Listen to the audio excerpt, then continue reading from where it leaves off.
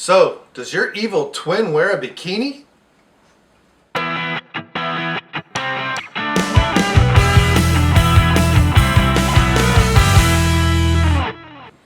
Hey, it's Brainmuffin back with another beer review. So, unlike the last ones we did, I did a recommended brew. I was in Jungle Gyms not long ago when I was looking for and I think it's Innis. I don't know if or Innis. I don't know. Tell me how to pronounce that properly. So, Innocent Gun, I picked up some other brews and I'm finally reviewing one of them. I typically don't buy canned beer, even when it's craft beer. It's probably just me being snooty. Some of these are lined, but now they're starting to be not lined. But I am not one who can really taste the aluminum. My brother claims that he can with Coca-Cola, stuff like that, but I don't know. But for the most part, what they put in the cans is not meant to be stored. It's meant to be consumed. It's just kind of convenient. We'll see if it lasts as a trend and what the craft beer community really thinks of it. So as is our norm, I've got a glass, been rinsed out. Doesn't really smell bad. Not too bad. And it's time this is EvilTwin Brewing. This is Bikini beer. And before I get started, it's kind of look this up in Untapped. And ill prepared here, dude, right? We're gonna cut and go? I don't know. I'm not a big fan of quick cuts. I don't know why. I tend to do a lot of these in one take. Sometimes I don't. So, but I have my own peculiarities and I'm annoyed by them. Come on, let me scan.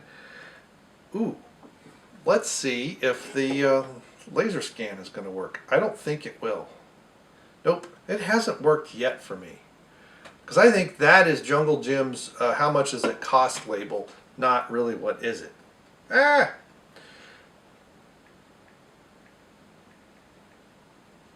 it is, Bikini beer, EvilTwin Brewing. It's an IPA. And looks to be 2.7%, which is what I would expect from a canned beer. Yeah, that's kind of funky. And it's a session beer, so this should be great.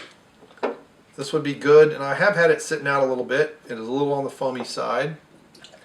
And when you pour these, it is really foamy, isn't it? You want to pour these similar to the bottles. Wow, that is very foamy. And it definitely has an IPA smell to it. It's very citrusy. But being that, oh, look at that yellow. I've been wanting as a home brewer to get that color of beer for a long, long time and have yet to achieve it. And I need to try harder. That's like an SRM of 3. Maybe a 2.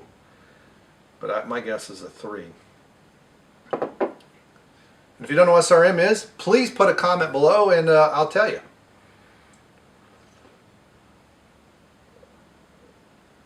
Well, the foam tastes pretty good.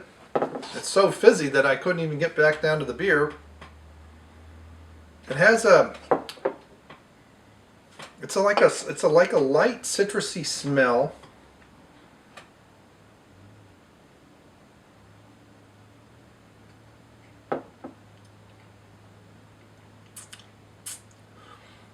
I really wouldn't. It's like they used the hops of an IPA to make a session beer. But if you think an IPA was high in alcohol content, because the way that the IPA style came about was beers that were being stored in barrels and shipped to India, the British troops in India, they started off pretty high. By the time they got there, the hops had toned down. This was on wooden ships, so we're talking 2 or 3 months. Alcohol had evaporated. Needed higher alcohol content just to keep it fresh.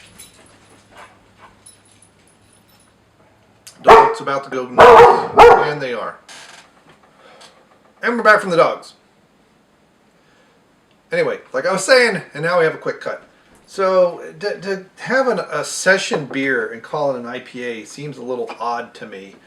Named after atomic bomb, yes, we know where the Bikini Atoll and all that, drinkable beer. Thing but a sissy beer. And Indian Pale Ale, it's unfortunate in my mind that they're calling this an IPA, because if you are being introduced to various styles and you're introduced to this, it has some of the flavor characteristics of an IPA. I will say that. but it's like a hoppy pale, and it's bitter. This is kind of still on the cold side. It's probably going to get more malty as it, I mean, I had it sitting out for about 10 minutes. Let's put it back on camera.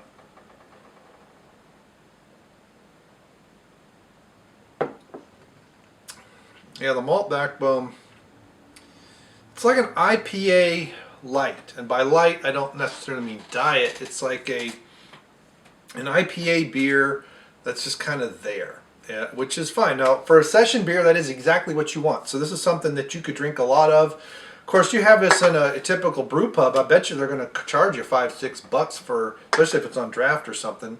I mean, this was $2.19 for a can at essentially a grocery store. So imagine you get this, you know, at a restaurant. It's probably going to be $4 or $5 minimum, and you're not getting a huge flavorful beer. You're not getting a lot of alcohol, and there's a lot of other beers that you could probably buy around the same price at a true IPA or a good pale that's going to be a little bit more balanced. 2.9%. There's not much of a malt backbone here to work against. So to me, it's a bit more bitter than an actual IPA would be, and a bit more hoppy than a pale would be. It's just my glass is now too large to try and get it to warm up much. I mean, it's, and you can see it's very, very fizzy. Bright, it looks to be bright tank bubbles, which, you know, that wouldn't be surprised with a beer. For a session beer, I think it's a 4 out of 5. For an IPA, if I was to rank this against an IPA, not an Imperial, just a regular IPA, about 6%, 6.5%, it's about less than half of that. And an Imperial IPA should be around 8, 9, 10%. Some of them are bigger than that.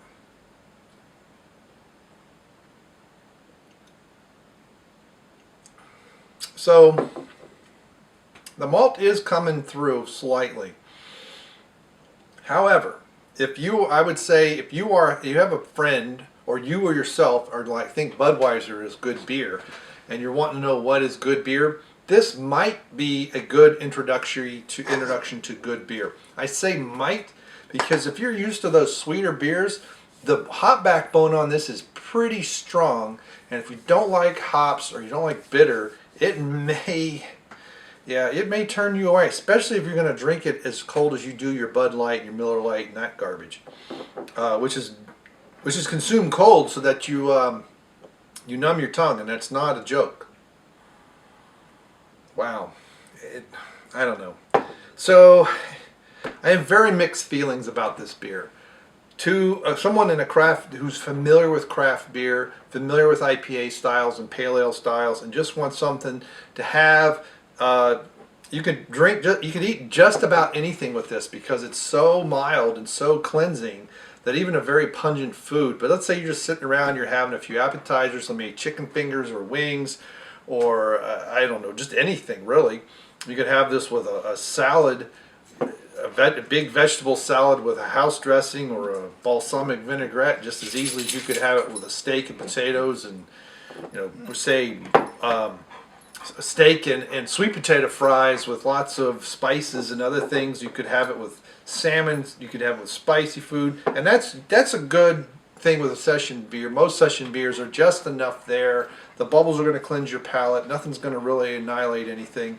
I wouldn't want to have, I say that, but I wouldn't want to have anything sweet with this.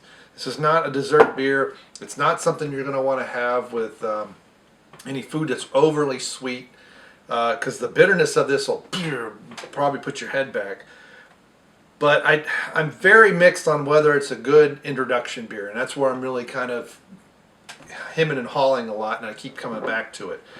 But I think as but again, at $4 or $5 in a restaurant, I don't know. I don't know if I could spend that. If they had it for $3 or $2.50, yeah, I'd probably have a couple of these, but not at full price.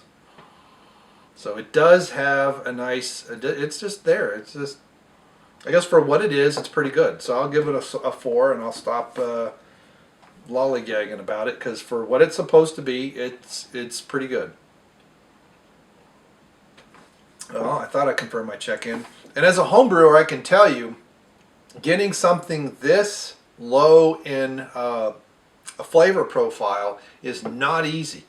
I mean, one of the things that I have to tip my hat to the mega brewers for is, to get pale, tasteless beer like they do is very difficult, because anything at all will mess it up. Every little thing is going to show up. You can't over hop it.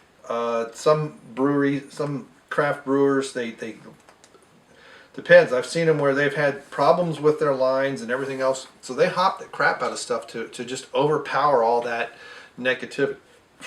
So, if as a home brewer, you probably couldn't do this as a primary in a plastic bucket. You're probably going to have to use glass carboy or metal. I'm not even sure you could do it in the new glass carboys, which are plastic, and they, so they bounce when you drop them. They're clear plastic.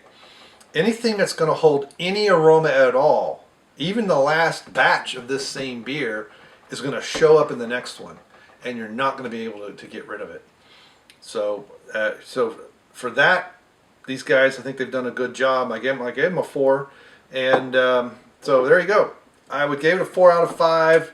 It might be a good beer to have, and I got people messaging me to get his friend off of the other stuff, but I think this is really more geared toward a craft beer drinker who just wants something lighter but still good flavor, good backbone. Maybe just wants to have it with a meal and eat a lot. I I think gumbo would go well with this. Anything greasy, you could do pork chops and mashed potatoes, and pork chops baked with sliced mushrooms and onions and its own pork gravy with this very well. And it would go, like I said, about everything except something sweet, because I think the hot backbone, the bitterness is going to really cringe, unless you're into that. But you could definitely do something hot. You could do something pretty mild. You can do all vegetarian. You could do vegan. You could just sit around and eat crackers and cheese and salami, and this would be perfect to go with that. So easy to pair with about anything you want except something sweet, and spicy from 0 to a bazillion.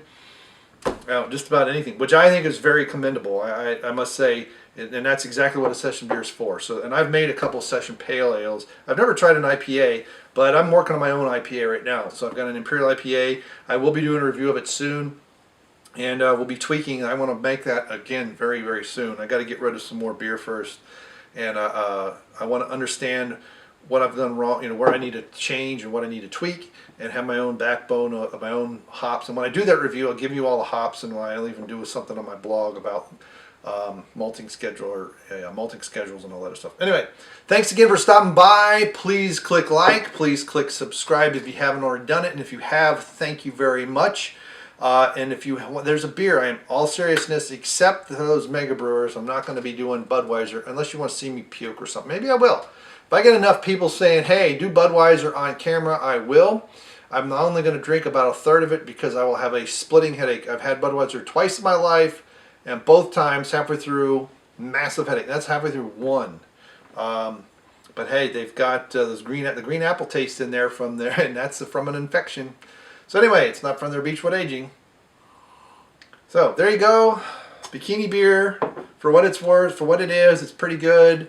So for what it is, it's a recommend on that regard. Check it out, and if you've had this beer or you want to try it, tell me what you think about it. Think it's good, think it's crap. Doesn't matter doesn't matter what you think. We want to hear from you. We want to know your comments, and we'll discuss it, and we'll go on, and we'll be friends and meet up and have our own. All right, thanks for stopping by. See ya.